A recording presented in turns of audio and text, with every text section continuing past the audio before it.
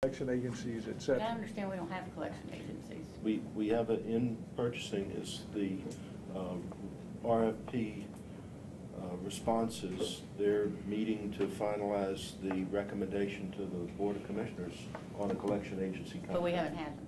We have had a collection agency for water, sewer? For water, well, for all bills that are, miscellaneous bills. So what does that include? Well, primarily water, sewer, sanitation, things that the Department of Finance handles, because some... Just water, sewer, and sanitation? Yeah.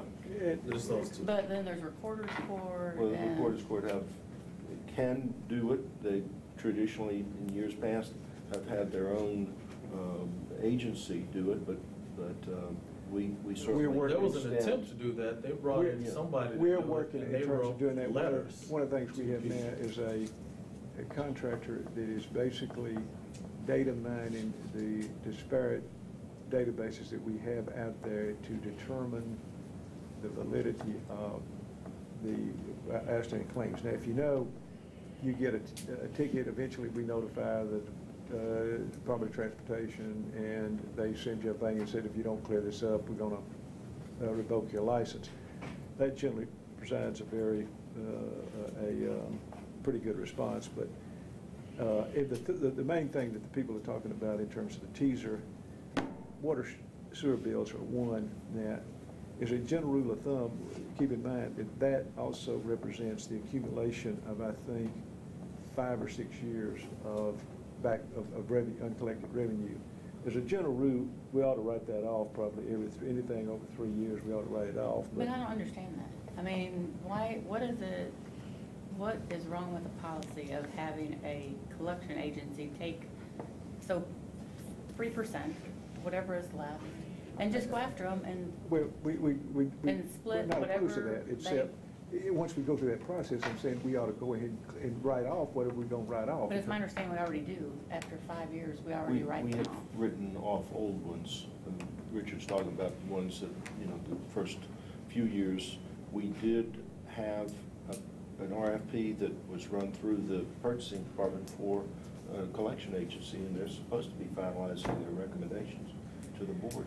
So when we're asked, as we were asked, we do not have a collection agency right now for any of them, and that's what I guess is the point. It's forcing us to accept. Let me go through the list. Well, let me ask you this: you've given us 3 categories. Do you know how much collectively in each individual category and collectively how much we have in uncollected revenues? Yes. How much is that? I don't have it with me. We got the information. We gave it to the reporter. I mean, we broke it down, watershed, all of it. We gave down all the receivables. Well, can we get that? Sure. By when? The other thing is that when? Yeah, by the end of the week. Okay, by the end of the week. Yeah. Number 2 is, so I think one thing we have to do is we have to develop some kind of policy by which when we will send it over to a collection agency. One, we need to get a collection agency, whether it's one or whether it's multiple ones to address each of these areas. There may be collection agencies with various expertise, but we need to develop, and maybe it should come from this board, develop a policies that if maybe, after it goes a year or 2 years of being uncollected, we submit it, we send it immediately, whatever. But I think we need to have policies, because clearly we don't have a policy. It's been kind of happenstance.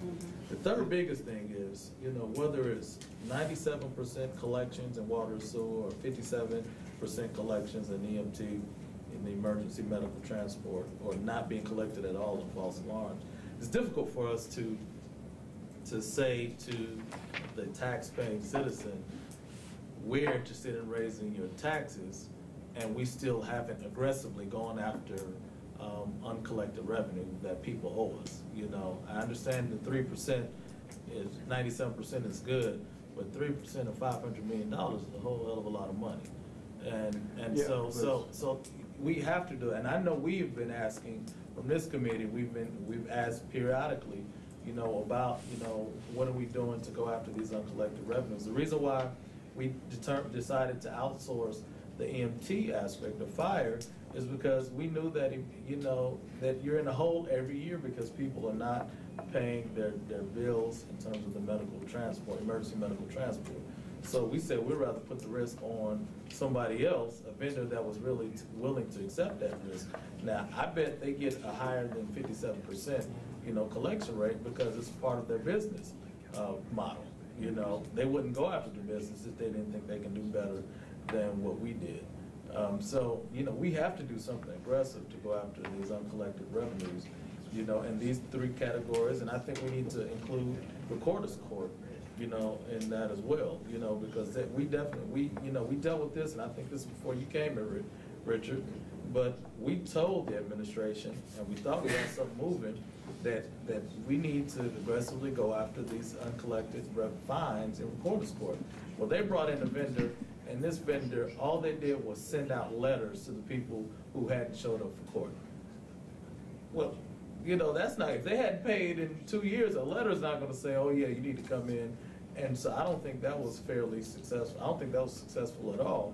But we need to get somebody that aggressively goes after people that owe and whatever fine, fee, or whatever in terms of uncollected revenues. We gotta do that. We need to do it quickly, because if you're asking us to raise taxes in June, that's difficult to do it if we have not aggressively gone after these uncollected revenues. Well, I think ultimately